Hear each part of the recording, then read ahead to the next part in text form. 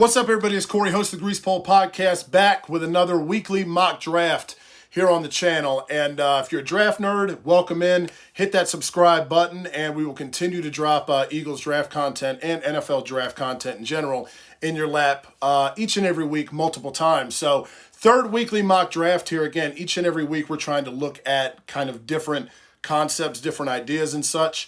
And what I wanted to do today was, even after free agency and being able to retain Darius Slay and James Bradberry, it's still a popular train of thought that Howie Roseman might go corner with the 10th overall pick. So I wanted to explore that today and just kind of see how it goes. So if you want to check out the NFL draft playlist that we're putting together here on the channel, click the link above my finger right here, and that'll take you to previous mock drafts that we've done and draft videos that we're going to do in the future. So without further ado, let's put Howie on the clock with the 10th overall pick in the 2023 NFL Draft. The Philadelphia Eagles select Christian Gonzalez, cornerback out of Oregon. And as it stands right now, if I had to guess, I think after his showing at the Combine, Gonzalez is the first corner off the board on April 27th. And that's what I'd say as I'm talking to you right now, but much like it would say at the bottom of the TV screen when you'd order a wrestling pay-per-view back in the day, it's subject to change, right? Howie loves versatility, and that's Gonzalez in a nutshell. You can line him up anywhere on the field, any scheme. He's transcendent. He'll get the job done. He's a guy that can do it all. You know, this defense just simply can't afford to go back to the days of Bradley Fletcher and Nolan Carroll, Jose Johansson, Dominique Rodgers-Cromartie, right? You see the difference when you invest in the cornerback position this past year, and you have to now with offenses spreading you out every inch of the field. So I'm still kind of surprised but ecstatic that James Bradberry's back.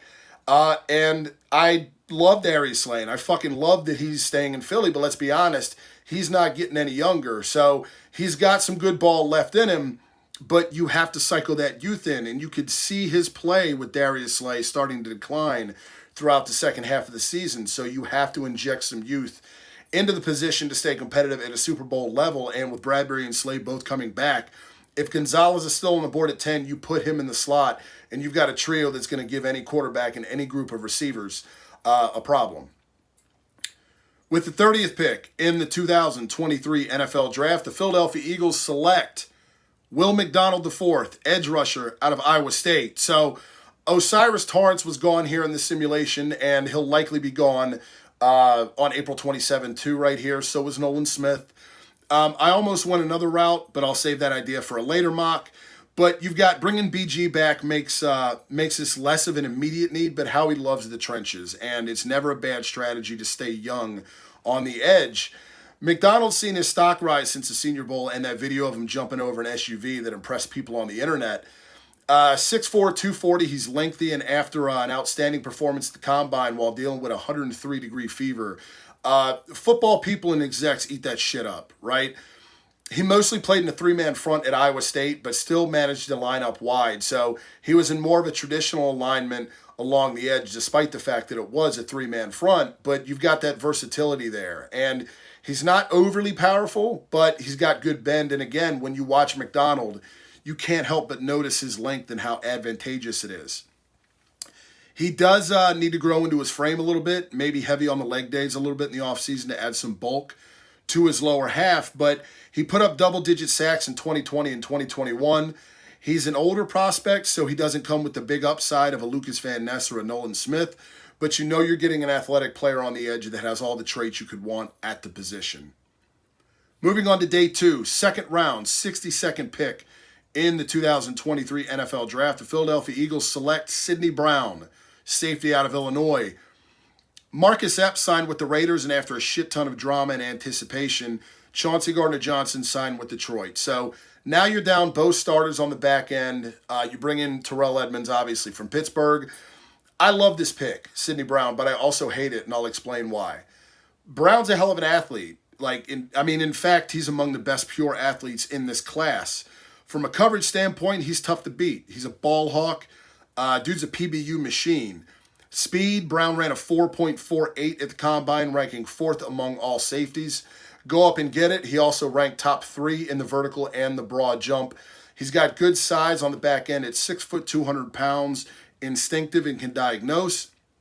It's like a chess piece that you can line up anywhere and be able to rely on in coverage.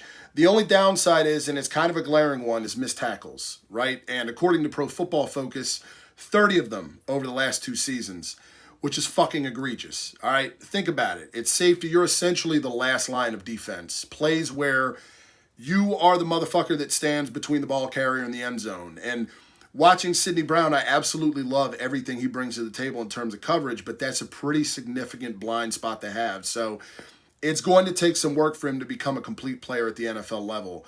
But I love a lot of the stuff he brings to the table, especially in coverage on the back end. 3rd round, 94th pick in the 2023 NFL Draft, the Philadelphia Eagles select Moro Ojomo, defensive tackle out of Texas. Another guy that had a killer combine.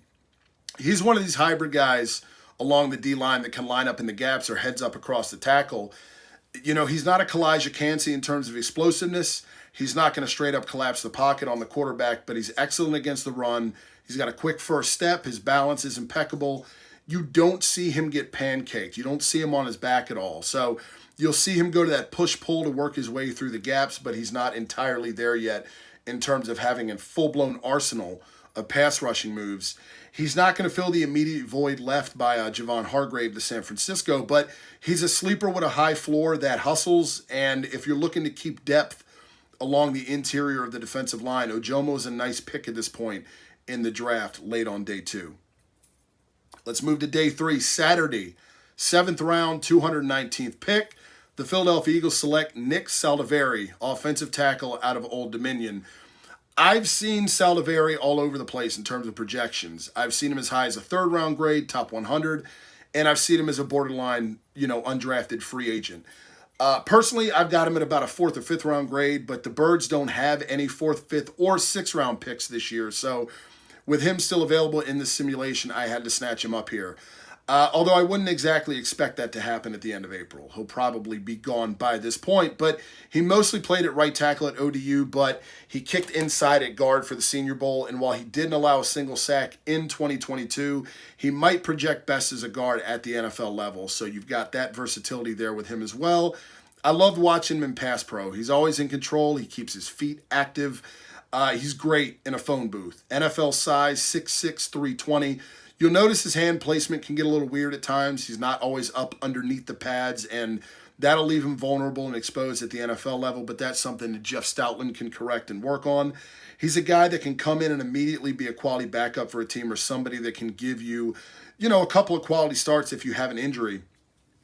Offensive line depth is never a bad idea, and aside from Landon Dickerson, you've got some veterans starting along this offensive line. You give Jeff Stoutland a guy like Saldiveri, and he's going to get the most out of him for sure.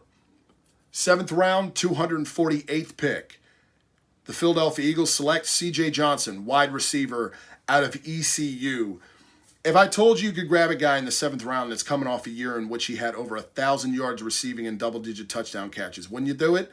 So we're going to stay in the Mid-Atlantic territory here, going from Norfolk to Greenville, North Carolina, where C.J. Johnson improved with each of his 3 seasons as a Pirate. He lined up primarily on the perimeter before kicking inside to the slot in 2022, and that's where he was most effective. And he damn near doubled his previous high for receiving yards and touchdowns, finishing with 1,016 yards and 10 touchdowns over 67 catches. 6'2", 225. He's very powerful for a slot receiver and could create those favorable matchups based on his size in the slot. He's sure-handed. He doesn't drop a lot of passes. He can high point the ball. He's a guy that can get vertical, and he's got a nice catch radius. Because of his size and build, he doesn't get knocked off his route easily. He can maintain that power. He can power through contact, but he's not going to blow you away with his speed, right? So he doesn't create a ton of separation naturally on his own with speed. He more so does it with his frame. He's more of a possession receiver as opposed to an A.J. Brown or a Devontae Smith. I like him as a special teams guy where he's got experience, and there are enough traits there that when you couple him with his size, I absolutely love him as a guy you can take a flyer on in the 7th round if he makes it that far. So look, the return of James Bradberry and Darius Slay opens up options for Howie Roseman with the 10th pick. I've got a gut feeling I'm pretty confident in, as it stands right now, where the Birds are going to go, but I want to see how free agency continues to unfold before I put it out there because I'm a superstitious fuck. The obvious dilemma of taking a corner at 10 is that if you're looking to stay young and replenish the edge, theoretically, you're not getting as sure a thing at 30 when it comes to pass rushers. You know, I wanted Nolan Smith, and he's somebody that I absolutely think Howie will be high on, but here he was already off the board. Again, both your starting safeties from last year have left, so the safety position needs to be addressed. I fucking love Reed Blankenship. Terrell Edmonds, again, has been brought in, but you still need that depth, and there's not a lot of it now at the safety position. I expect defensive tackle to be addressed at some point, giving Howie's penchant for the trenches on both sides of the ball. And look, Fletch is great, and I love that he's coming back, but he's not going to be around for the next 3 to 5 years. So what are your thoughts on the mock? What do you think of the picks? Let us know in the comments section. And if you've done any mocks yourself, feel free to share the results as we dive head on into NFL Draft Talk here on the channel and on the pod as well. So if you're draft obsessed, drop a like and make sure to hit that subscribe button as we look forward to bringing you tons of content on the upcoming draft as well as weekly mock drafts for the Eagles to get several different looks at how draft weekend could unfold at the end of April. We'll see you next time. As always, go Birds.